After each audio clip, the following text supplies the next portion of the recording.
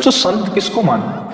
संत कौन महाराज जी? बाहरी वेशभूषा से देखा जाए तो कौन, और आंतरिक स्थिति से देखा जाए तो कौन महाराज? सबसे पहली बात है, तीन का जो विजयी होता है उसे साधु कहते हैं। सब पूरे शास्त्र के अनुसार बात बता देते हैं।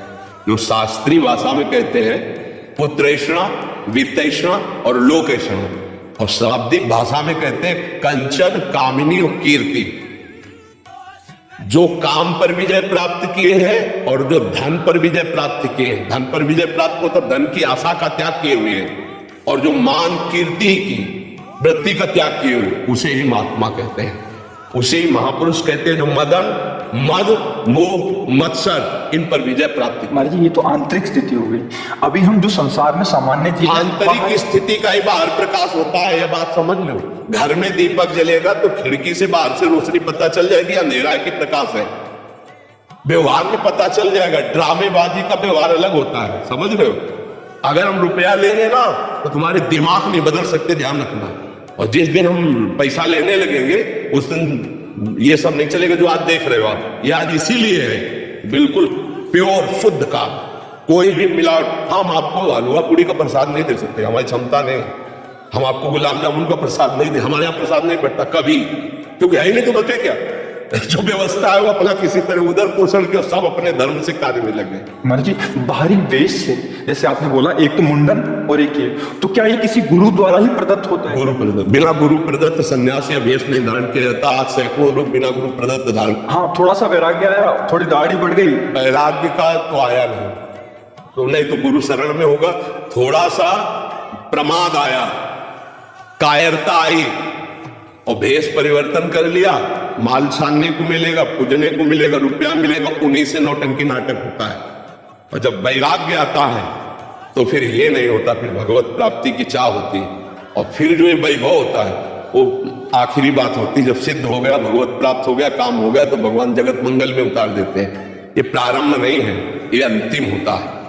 आज प्रारंभ में क्या प्रचार करोगे? जब तुम काम पर विजय नहीं प्राप्त किए, क्रोध पर विजय प्राप्त नहीं किए, प्रचार क्या करोगे? यह इसी का प्रचार होगा। रुपया होगा, प्रणाम होगा, नमस्कार होगा, भोग सामग्री, इसीलिए सबके दिमाग में भर गया। तो क्या होता है कि आजकल अर्थ की इतनी मांग हो रही हर जगह, अर्थ ही अर्थ है। सत्संग है तो अर्थ है, भागवत है तो अर्थ है, कोई प्रोग्राम है तो अर्थ है, मतलब जहां देखो अर्थ है। और अर्थ से भोग सामग्री का भोक्ता वो कभी ज्ञानी नहीं हो सकता, वो कभी भगवान का प्रेमी नहीं हो सकता, वो कभी सच्चाई से नहीं चल सकता। जहां अर्थ की प्रधानता है, और अर्थ की प्रधानता, इसीलिए लोगों के दिमाग में बात बैठ गई है कि ये सब धंधा है, क्योंकि इसको धंधा बनाया जा रहा है। तो इसीलिए लोगों को ये लगता है कि ये सब फ्रॉडगिरी है, ये सब भरोसो दृढ़ चंदन के रो। कभी भी संत महात्माओं ने अपने वचनों को नहीं बेचा है। ये जीवन की धरोहर है, कल जगत कल्याण के लिए कि बेचने के लिए है। महाराज जी एक और प्रश्न है, ये तो हो गया एक। महाराज जी आज देख रहे हैं कि कोई भी किसी को भी बाबा जी बोलता रहता है, वो पैंट शर्ट डाला है, वो कुर्ता पजामा डाला है। हाँ, क्या है कि उनकी मर्यादाओं को तो जानते नहीं है। संत किसी के आगे भी लगाए थे, हमारे यहाँ दिखाई देता है, कभी पैंट शर्ट में होते हो, कभी पूरे संत भगवा ऐसे धारण किए होते। ये सब नौटंकी नाटक संतों में नहीं होता प्रभु।